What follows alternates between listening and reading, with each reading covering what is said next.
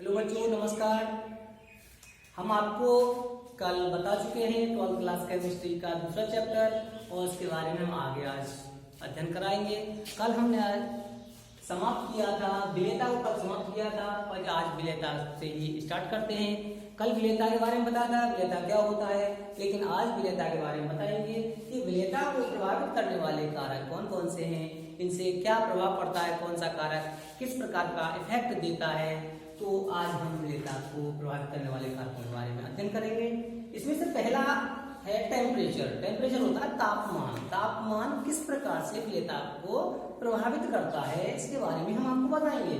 जैसे कि टेम्परेचर, पदार्थों की विलेयता ताप के बढ़ने से बढ़ती है। कोई भी पदार्थ है, जब उसकी हम विलेयता देखते हैं, जैसे जैसे हम टेम्परेचर को बढ़ाते हैं वैसे वैसे ही उसकी विलेयता बढ़ती है। क्योंकि जब कोई पदार्थ विलायक में घुलता है तो ऊष्मा अवशोषित होती है। जब पदार्थ को घोला जाता है टेम्परेचर के साथ तो उसमें ऊष्मा को वो एब्जॉर्ब कर लेता है। इस प्रकार से वो एक प्रकार से उसमें एक अभिक्रिया होती है जिसे ऊष्माशोषी अभिक्रिया भी कहते हैं। लेकिन ऊष्माक्षेपी अभिक्रिया में ताप को बढ़ाने पर पदार्थ की विलेयता रुक जाती है, क्योंकि उसमें ऊष्मा अवशोषित नहीं होती है, इसलिए उस पदार्थ की विलेयता रुक जाती है। तो विलेयता का पहला जो कारक है वह है टेम्परेचर। उसके बारे में आपको समझ में आया कि टेम्परेचर बढ़ाते हैं तो विलेयता बढ़ती है, लेकिन जब ऊष्माक्षेपीय में देखा जाता है तो उसमें विलेयता रुक जाती है। अब नंबर दूसरा है nature of solvent and solute. Nature of solvent and solute का मतलब होता है विलेय और विलायक की प्रकृति। विलेय और विलायक दोनों की प्रकृति कैसी है, इसके बारे में पता चलता है कि जब इनकी प्रकृति के आधार पर ही विलेयता को प्रदर्शित किया जाता है। जैसे आपने विलेयता और विलायक और विलेय, साधारणतः किसी विलायक में वे पदार्थ विलेय होते हैं जिनकी प्रकृति विलायक जैसी होती है।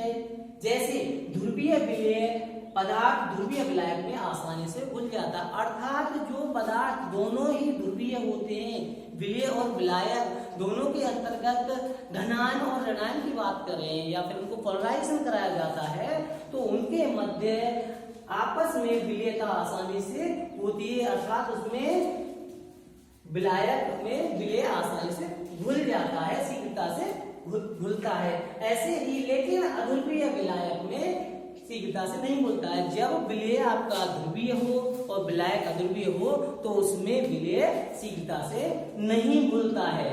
Number 3 size of solute particle. विलेय के कणों का आकार।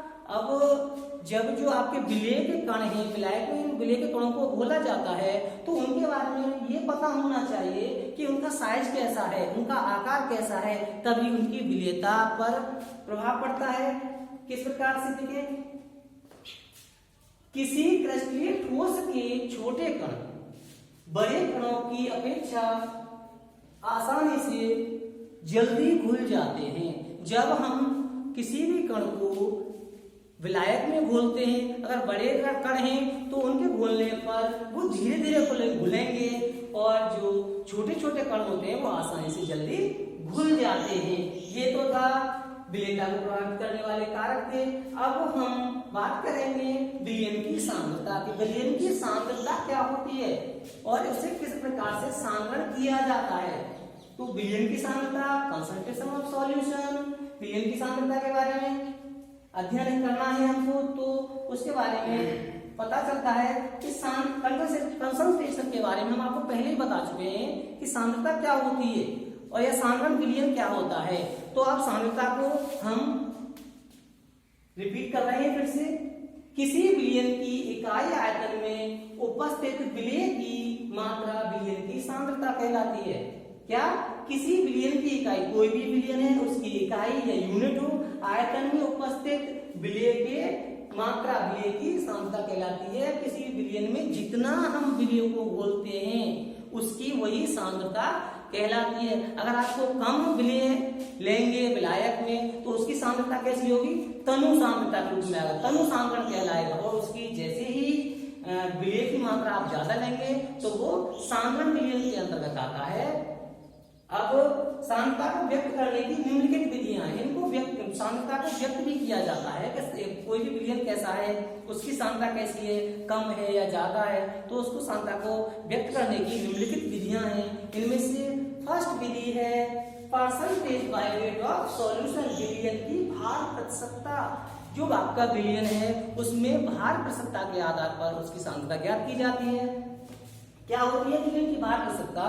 100 ग्राम विलयन में उपस्थित विलय के ग्रामों की संख्या विलयन की भार प्रतिशतता कहलाती है। कोई भी 100 ग्राम विलयन आपने लिया है, उसमें कितने आपने विलय के कण या विलय के मोल घोले हैं, वह उसकी विलयन की प्रतिशतता को व्यक्त करता है। और विलयन की प्रतिशतता को प्राप्त करने के लिए, ज्ञात करने के लिए हमारे पास एक फॉर्मूला है। फॉर्मूला है भार प्रतिशतता बराबर विलय का भार ग्राम में बट्टे विलयन का भार ग्राम में इंटू 100। इस प्रकार से हम भार प्रतिशतता ज्ञात कर सकते हैं। और नंबर 2 है वॉल्यूम की बात आती है। Volume percentage of volume. Number 2 percentage by volume. Percentage by volume का आधार है जो प्रतिशतता निकाली जाएगी वो आयतन के आधार पर निकाली जाती है सांद्रता। तो 100 ml विलयन में उपस्थित विलय के ml की संख्या विलयन की आयतन प्रतिशतता कहलाती है। 100 ml विलयन में उपस्थित कोई भी 100 ml का विलयन है, उसमें विलय कितने विलय के मोल हैं उनकी संख्या किसमें है? ml में। ml की संख्या विलयन की आयतन प्रतिशतता कहलाती है। आयतन प्रतिशतता को ज्ञात करने के लिए फॉर्मूला है आयतन प्रतिशतता बराबर विलय का आयतन ml में बट्टे विलयन का आयतन ml में इंटू 100। इन दोनों विलय और विलयन दोनों का आयतन ml में होता है। इससे आगे है नंबर 3 ppm में सांद्रता। ppm का मतलब होता है पार्ट्स पर मिलियन। पार्ट्स पर मिलियन, इसमें सांद्रता ज्ञात की जाती है। तो विलयन के 1 मिलियन का मतलब होता है 10 लाख ग्रामों में, अर्थात 10 की पावर 6 ग्राम में उपस्थित विलय के ग्रामों की संख्या उसकी ppm में सांद्रता कहलाती है। ppm में सांद्रता कहलाती है। इसका मतलब क्या हुआ कि 10 लाख ग्रामों में विलय के जितने ग्राम होंगे उनकी संख्या जब वो ज्ञात करते हैं तो उसकी सांद्रता ppm में ज्ञात की जाती है। इसकी सांद्रता को व्यक्त करने के लिए फॉर्मूला है ppm में सांद्रता बराबर विलय का भार ग्राम में बट्टे विलयन का भार ग्राम में इंटू 10 की पावर 6, 10 की घात 6। और नंबर 4 है विलयन की ग्राम प्रति लीटर में सांद्रता। क्या है? विलयन की ग्राम प्रति लीटर में सांद्रता। इसको व्यक्त करने के लिए परिभाषा इसकी है विलयन के 1 लीटर में विलय के ग्रामों की संख्या विलयन ग्राम प्रति लीटर सांद्रता कहलाती है। विलयन की ग्राम प्रति लीटर सांद्रता कहलाती है।